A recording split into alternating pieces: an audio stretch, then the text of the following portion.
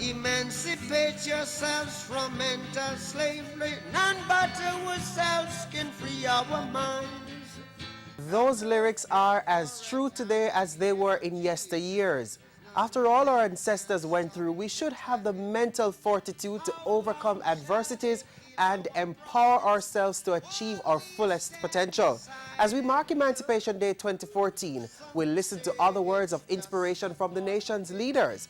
There's no better place to spend your holiday than inside the pages of Jamaica Magazine. I'm Arroyo Eubanks. Those and much more in about 60 seconds. These songs of freedom is all I ever had.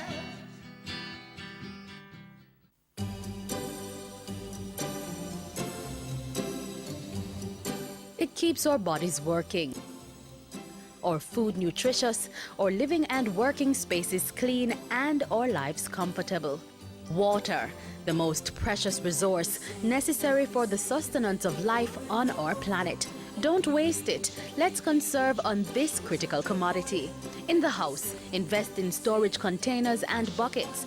Take quick showers instead of long baths, and invest in water-efficient shower heads, toilets, and faucets.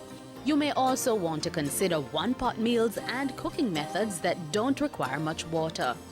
You could also wash fruits and vegetables in a bowl and reuse the water on your plants or grass. When cleaning dishes, fill both sinks and use one for washing and the other for rinsing.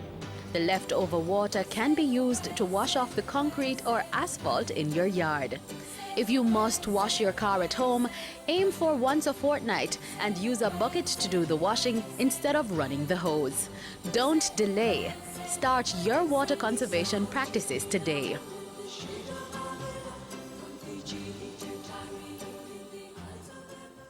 We'll kick off our Emancipation Day messages with a word from Governor General, the Most Honorable Sir Patrick Allen.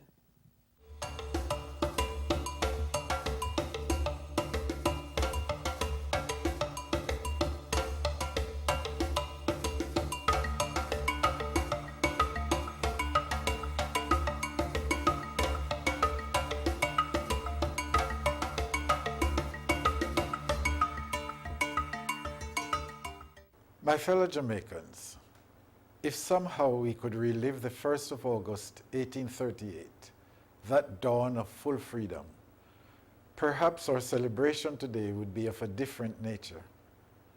Yes, there would still be the joy which must come with the celebration of the destruction of the shackles of slavery. There would still be the hopefulness for the better tomorrow which liberty must bring. There would still be the anxiety of being on the threshold of a future you know will be difficult. But you would celebrate being your own free person, free to choose your own path and accepting the responsibilities which come with that freedom. On that morning in 1838, Jamaicans had not only tasted freedom through the abolition of slavery 4 years earlier, but they had also left the nowhere land of apprenticeship, where they were neither slave nor free. Therein lies the reality that should cause us to reflect during this time of celebration. Too many of our people live in that nowhere land, with our minds still enslaved by the negative thoughts which sap our creative energies, undermine our productivity, and define how we view ourselves as a nation. Too many forget the wise words of the Right Excellent Marcus Mosiah Garvey, that none but ourselves can free our minds. In that nowhere land, to our peril, we betray the vision of all our national heroes. They fervently believed that from that wretched crucible of slavery, Jamaica could become a nation where peace, justice, equality, and true brotherhood would prevail. They knew, as did the great civil rights leader, Martin Luther King Jr., that we must learn to live together as brothers and sisters or perish together as fools. That is not the destiny which any of us would choose for Jamaica. I firmly believe that Jamaica must be the place of choice in which to live, work, raise our families, and do business. I firmly believe that we are destined under God to increase in beauty, fellowship, and prosperity. Today, my fellow Jamaicans, as we celebrate emancipation, I thank all of you from every walk of life who commit to working to achieve that noble vision for Jamaica. It is time for us to stand together and combine all our efforts to free our country from every form of barrier, tribalism, and hindrance to our progress as a people. Let us now move with haste to engrave a new profile on the local and international image of Jamaica. We must believe in ourselves and in our potential to be a truly great nation. May our eternal Father continue to bless Jamaica, land we love.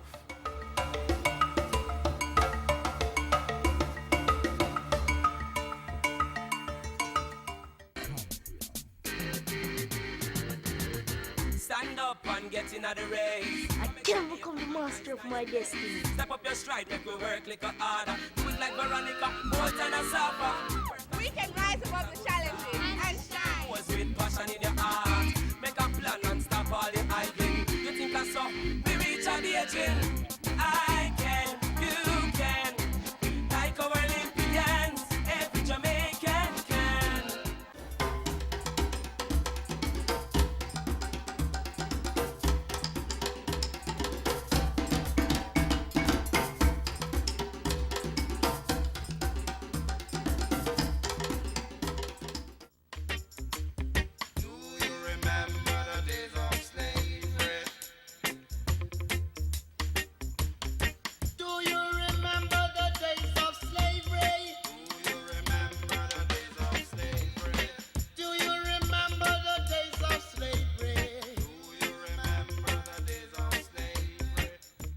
I greet you, my fellow Jamaicans, on this August morning, the 176th anniversary of our emancipation from enslavement.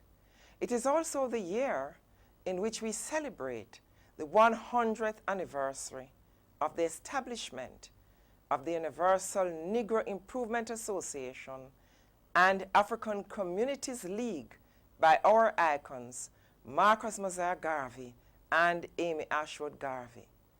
While we in Jamaica are celebrating emancipation from Negril to Morant Point, our diaspora family are giving thanks for this day from Alaska to Argentina, from Addis Ababa and Algeria to Cape Town, and from Norway to New Zealand. I salute you for sharing this historic moment with those of us on the rock. As I rose this morning, thanked God for another day, and greeted the sunrise, I imagined our ancestors in 1834 and again in 1838, staying up all night, as some of you did symbolically at island-wide vigils, so that they could witness the dawning of freedom, freedom promised for so many years, freedom hoped for and fought for. I ask you to take a moment to recall the sacrifices that led us to this day.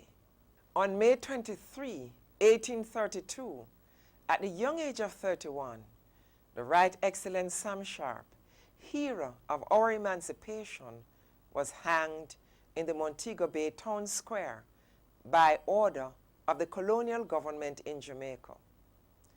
Reverend Bleby recorded Sharp's attitude toward freedom when he said, "Sharp was not, however, to be convinced that he had done wrong in endeavoring to assert his claim to freedom. When reminded that the scriptures teach men to be content with the station allotted to them by providence, and that even slaves are required patiently to submit to their lot, till the Lord in his providence is pleased to change it. He was a little staggered, and so he should have been. Sam Sharp, like so many of our forefathers and mothers, had endured brutality and genocide that took place at shocking levels. When I learned about the dreadful experiences of Mary Prince of Bermuda, who recorded memories of the atrocities she endured, the horrors endured by the enslaved and pregnant Rosie at the hands of her captors, when I think of the over 130 Africans, mostly from Ghana, on the ship Zong, who were deliberately drowned, when I recall the fate of Carpata and Tula in Curacao in a terrible act of intimidation and humiliation in 1795. Whenever I think of the over 700 Africans locked to drown in the Moroni River estuary in Suriname in 1738, while the crew made their escape, when I read about the conditions on board Liverpool ships transporting Africans to Jamaica, when I learned that of 1.5 million captured Africans sold in Jamaica over 2 centuries, only 20% survived. Of the 5.5 million persons imported to the British Caribbean, there were only 800,000 left at the time of emancipation. When I think of these things, I can only imagine the delight of our forebears who, on 1st August 1838, could say, like Martin Luther King Jr.'s civil rights speech, "Free at last, free at last. Thank God Almighty, we are free at last." The British preacher Ralph Wardlaw, capturing what the slaves must have felt on the approach of emancipation, said, "Oh, what heart is there so cold, so seared, so dead as to feel no thrill of exulting emotion at the thought that on the morning of this day, 800,000 fellow men and women who, during the past night, slept bondmen, awoke free men and women." Fellow Jamaicans, imagine the unbridled joy, the inexpressible delight, the unprecedented hope that those ex-slaves felt when it finally dawned on them that they were really free. Scholars tell us that some of the ex-slaves walked up the hills and climbed into treetops so that they could clearly witness the literal dawning of their freedom. So anxious were they not to miss the first light of Liberation Day. In Jamaica on that full free August morning, peaceful celebrations occurred across the island. A hearse containing shackles and chains that had been used to bind rebellious slaves was driven through the streets of the capital Spanish town and ceremoniously burned. On the day of full free itself, reports are that some of our ancestors went to church to give thanks. Others gathered in community celebrations. Some, especially women, stayed home because for the first time in their lives, they could. For the first time at last, on that August morning, there was no conch shell being blown at the crack of dawn, to which they had no choice but to respond. For the first time at last, on that August morning, they did not have to hustle out to the fields and other workplaces. For the first time at last, on that August morning, there was no one to police their weaning and no one to tell them when or whether they could eat or drink. After emancipation, when they were good and ready, some of our ancestors returned to the plantations that offered good labor practices, but fled the others. Some sought jobs in the urban centers. Others chose home and backyard gardens combined with their housekeeping, and some migrated to seek a better life. Others found the means to access land and move into free villages, and yet others set up small businesses. In light of these historical truths, I ask you two fundamental questions. How will you spend this commemorative day in a manner that will bring honor to your ancestors, those freed on 1st August 1834 and those freed on August 1, 1838? In those 4 years, those 4 lost years, our ancestors were forced to give the planters additional labor to the value of 27 pounds in the fraudulent system that they called apprenticeship. How will you honor the local and regional activists who could not enter the British Parliament to press their claim for freedom? They used all means necessary to influence the Emancipation Act in one protracted struggle, which historian Sir Hilary Beckles called the 200 Years' War, a war which began with the Taino warriors and included ancestors we remember today, including Tula, Bussa, Sharp, and others. I ask you on this Emancipation Day to visit a monument in your area. Every monument to our ancestors, new and old, is important in celebrating the memory of those who bled and died, struggled and sacrificed so that we can be free. Remember not only the ancestors whose names we know well. Today, I suggest a few of the lesser-known ones: John Clark and Edward Jarrett, leaders of the Argyle War in Hanover, of Charlton in St. Thomas in the Vale, all of whom were punished for fighting for freedom in 1831 and 32. Other names from other parishes are in the records of the National Library of Jamaica. Seek them out. Pay homage to them.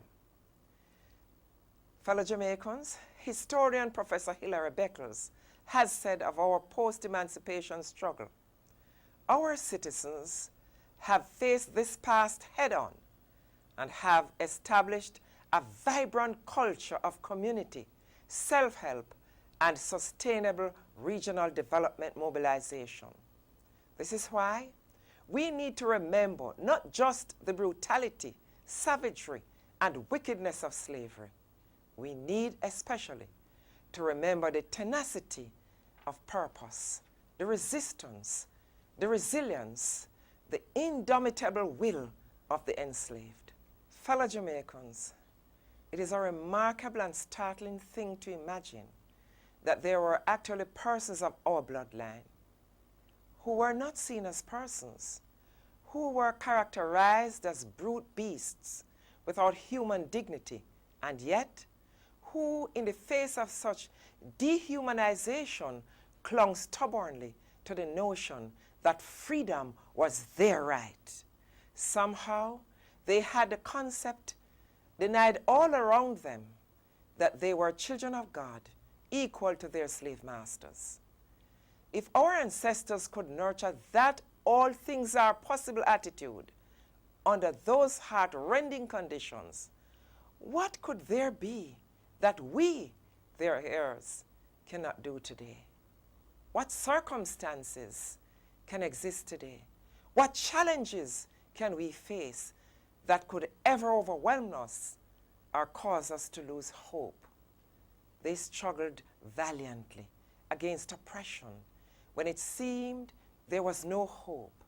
Everything was stacked against them, and it seemed utterly futile to grasp for anything better, but they did against all odds. So too can we.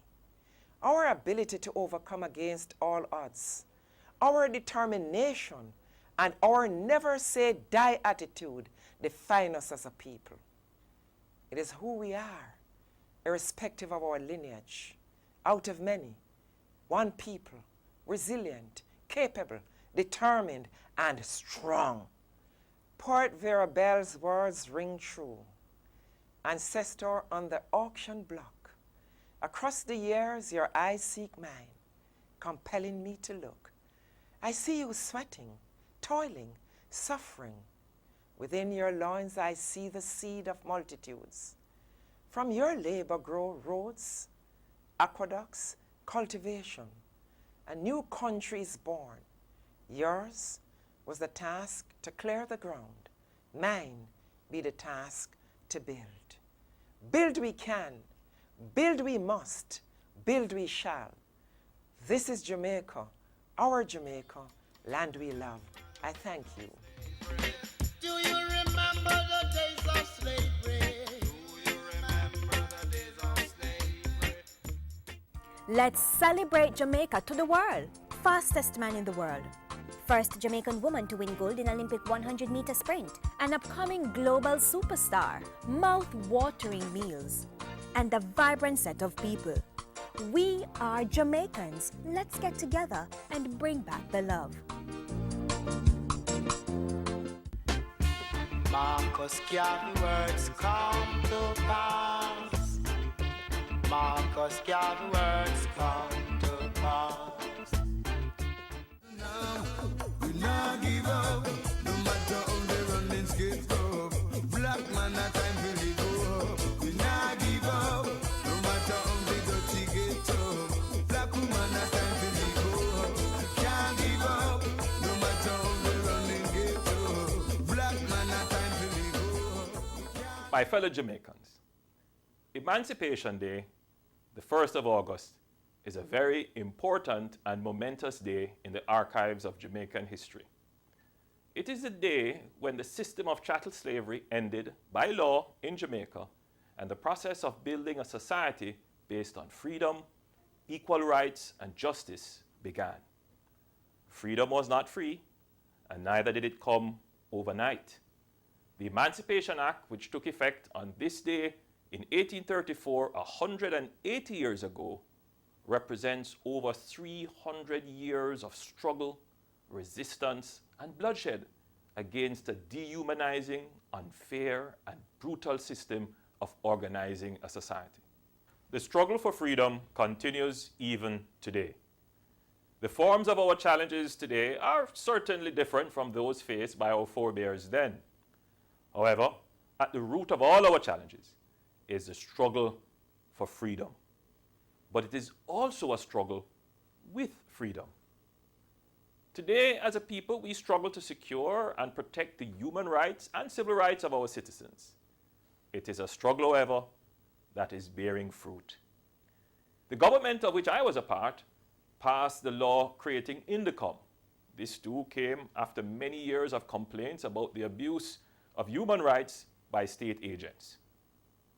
Along with several other measures and strategic reviews, we see where our state forces are themselves beginning to accept and internalize respect for human rights in the conduct of their duties.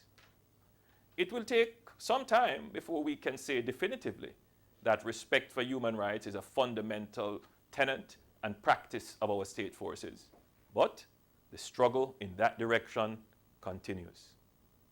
Equally, as we seek to have our state forces respect human and civil rights in thinking and practice, we struggle with controlling crime in a free society. There are those among us who have used the freedoms hard fought and won by our forebears in such a way as to take away the freedoms and rights of others. There are many in our society who are not free to move about as they wish because criminals have drawn artificial borderlines. There are business people who are not free to conduct business because of extortion. And each time you close that padlock on that grill at your home, you remember that a little bit of your freedom is whittled away because crime is at your doorstep. We must never make excuses for criminals. There are hundreds of thousands of Jamaicans who are poor and dispossessed, but who use their freedom not to choose crime as a way of life.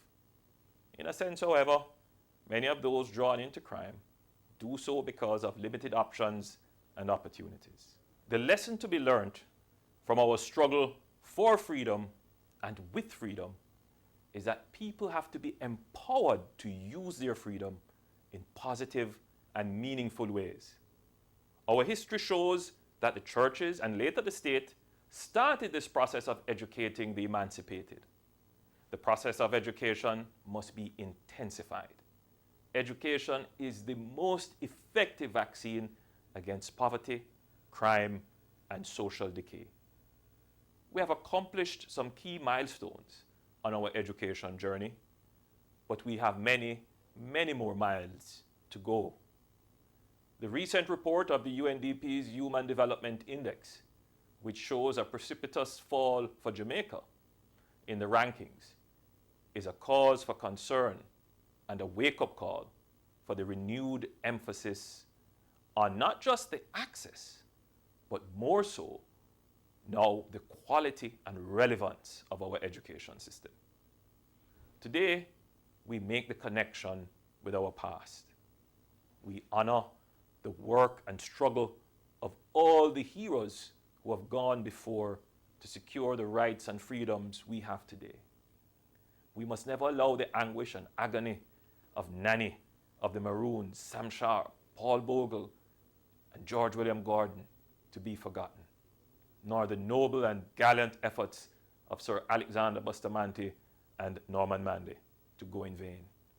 The greatest honor we can pay to those heroes is to recommit ourselves to expanding, advancing, and protecting the rights of all Jamaicans. My fellow Jamaicans, may the flame of freedom never die, but continue to burn bright as a beacon for a progressive and prosperous Jamaica. Thank you, and God bless you all.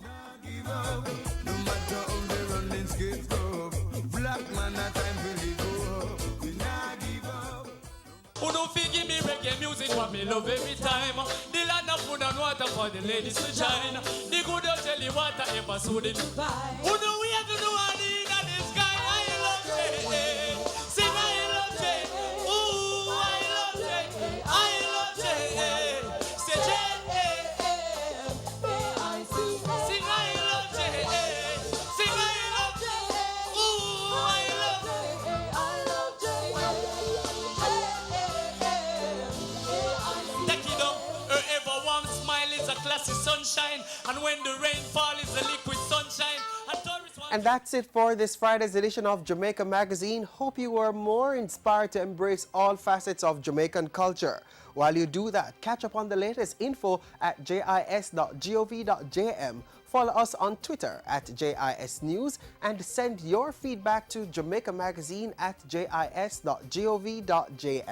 I'm Arroyo Eubanks, and this has been Jamaica Magazine. Another program comes your way tomorrow. Take care, and thanks for watching.